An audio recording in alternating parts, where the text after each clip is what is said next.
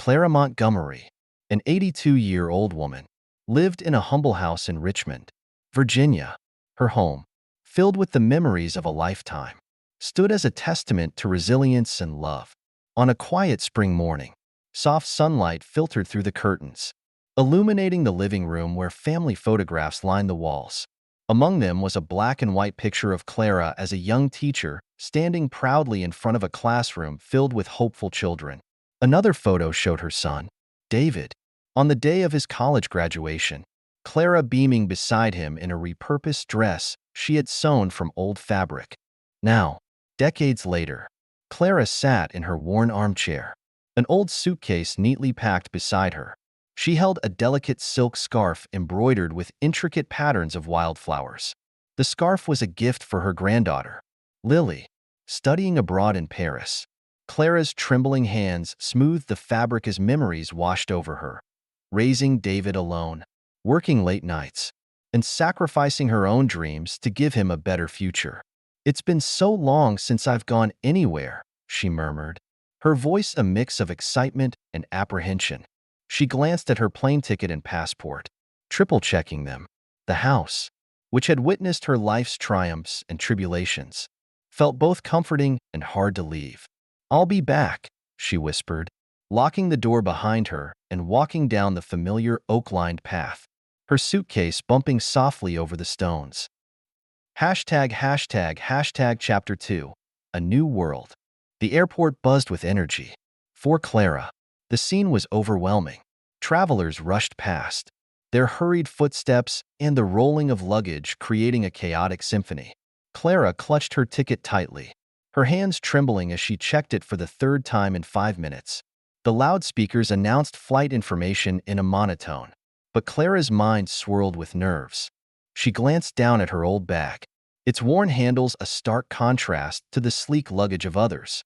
"I hope I won't be a burden to the kids," she whispered to herself, her thoughts drifting to Lily's joyful face during their last video call. "Grandma, I can't wait for you to come," Lily had said, her excitement igniting a spark of determination in Clara. Boarding the plane was an ordeal. The cold steel steps creaked under her feet, amplifying her unease. Behind her, passengers shuffled impatiently. "Can she move any slower?" a young man muttered. Clara's heart sank, her grip tightening on the railing. By the time she reached the cabin door, she was greeted by Sarah Blake, a flight attendant whose smile was thin and perfunctory. "Do you need something?" Sarah's voice lacked warmth, and her gaze swept over Clara dismissively. I need to stow my bag," Clara said softly, glancing at the overhead compartment beyond her reach. Sarah remained motionless. "I'll get someone to assist you," she said curtly, left with no choice. Clara attempted to lift the suitcase herself. Her frail hands trembled, and the bag slipped, landing on the floor with a loud thud.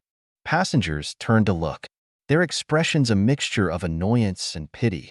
A middle-aged man nearby stood up, picked up the suitcase, and placed it in the compartment.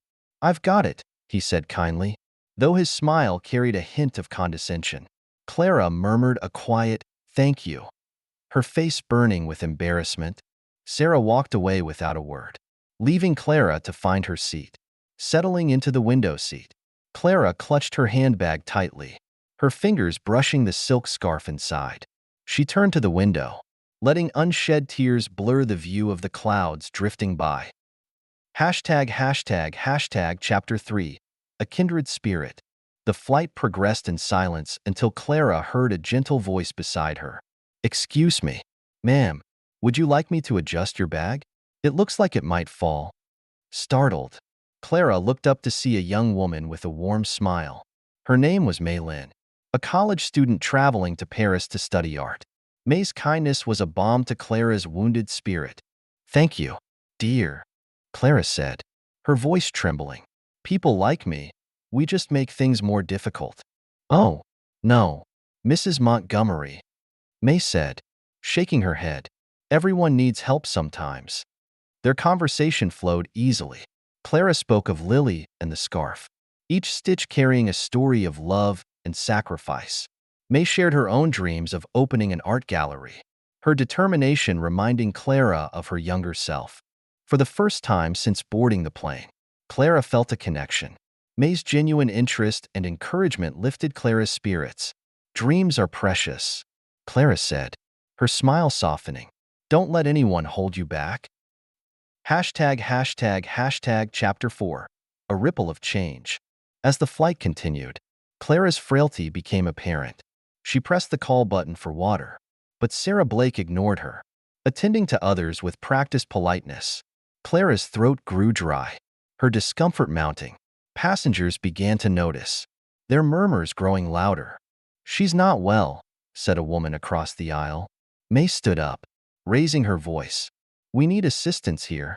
Sarah's dismissive attitude sparked outrage among the passengers. A man began recording the incident, his voice rising in frustration. This is unacceptable. The tension reached a breaking point when an elderly veteran named Jack stood and addressed Sarah directly. This woman deserves respect. Do your job. Under the collective pressure, Sarah reluctantly brought water to Clara, her face flushed with embarrassment. The passengers rallied around Clara, their unity creating a palpable shift in the cabin's atmosphere. Clara, though overwhelmed, felt the strength of their support. Chapter 5. The aftermath. When the plane landed, Clara was met by her son, David. Mom, are you okay? He asked, his voice thick with worry. He had seen the viral video of the flight and was ready to demand accountability. Clara's eyes welled with tears as she squeezed David's hand. I'm fine, son, but it's time we speak up, not just for me, but for everyone. The video gained global attention, sparking conversations about kindness and respect. Inspired by his mother's resilience, David launched the Montgomery Foundation to promote empathy and dignity, ensuring no one would face what Clara had endured. Epilogue. A lasting legacy. Months later, a bronze statue of Clara was unveiled at the airport. The inscription read, Clara Montgomery, a small life that changed the world. Travelers paused to reflect on her story, a testament to the power of kindness. David stood before the statue, holding the silk scarf his mother had embroidered. Mom, he whispered, your strength lives on. Clara's legacy, born from quiet resilience, had ignited a global movement. Her story reminded the world that even the smallest acts of kindness could inspire monumental change.